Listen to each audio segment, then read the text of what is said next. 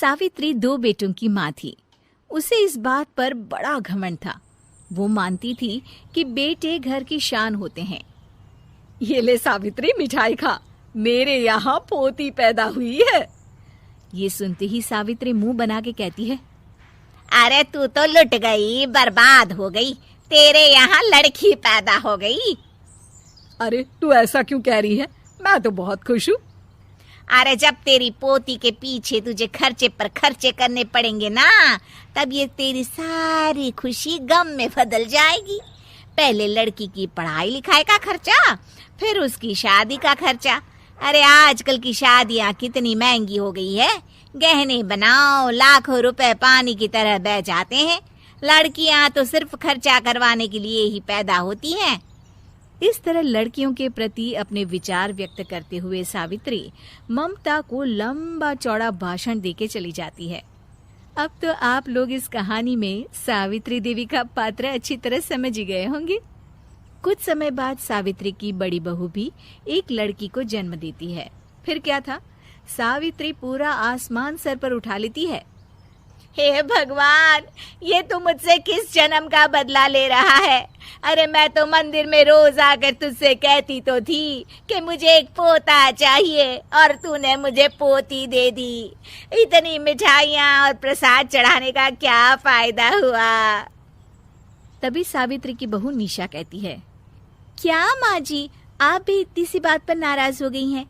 देखिए तो आपकी पोती कितनी सुंदर है, बिल्कुल आप पर गई है।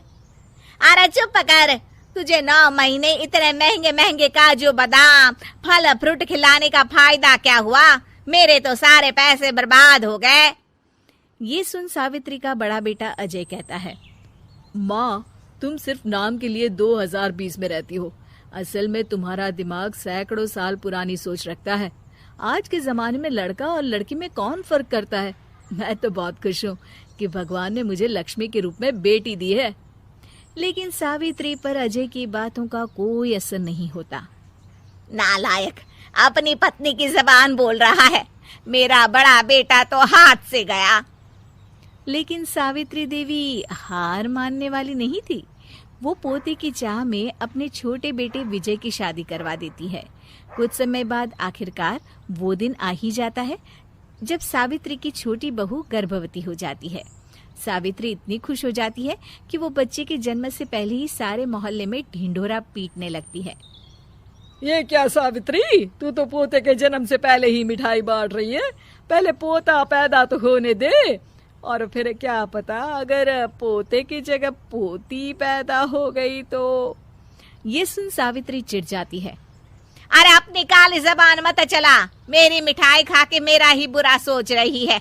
बड़ी आई, ला मेरी मिठाई वापस कर। देख लेना, इस बार मेरे यहाँ पोता पैदा होगा, पोता। लेकिन ठीक इसका उल्टा होता है। सावित्री की छोटी बहू भी एक लड़की को जन्म देती है। सावित्री फिर से रोना धोना शुरू कर देती है और अपनी छोटी बहू को कोसते हुए भला बुरा कहने लगती है।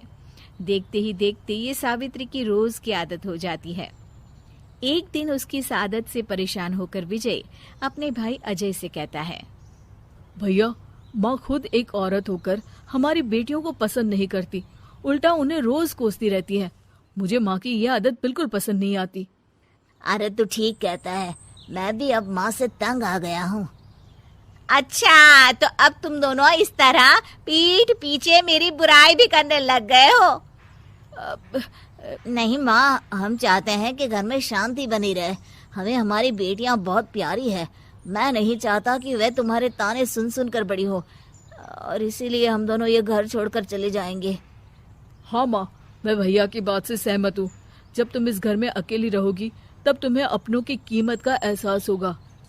अपने दोनों बेटों के मुंह से अपनी माँ के लिए इतने कठोर शब्द सुन सावित्री भावुक और रुआंसी होकर कहती है, क्या सच में तुम दोनों मुझे इस घर में अकेली छोड़कर चले जाओगे? हाँ माँ। हाँ माँ, अब पानी सर के ऊपर जा चुका है। मैं तुम दोनों के बिना नहीं रह सकती।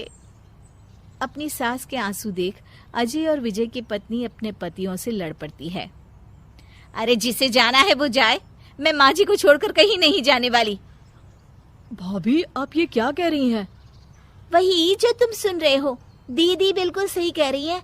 हम बेटियों के संस्कार हमें सिखाते हैं कि सास माँ समान नहीं बल्कि माँ ही होती है और उस माँ की जिंदगी भर सेवा की जाती है। बेटे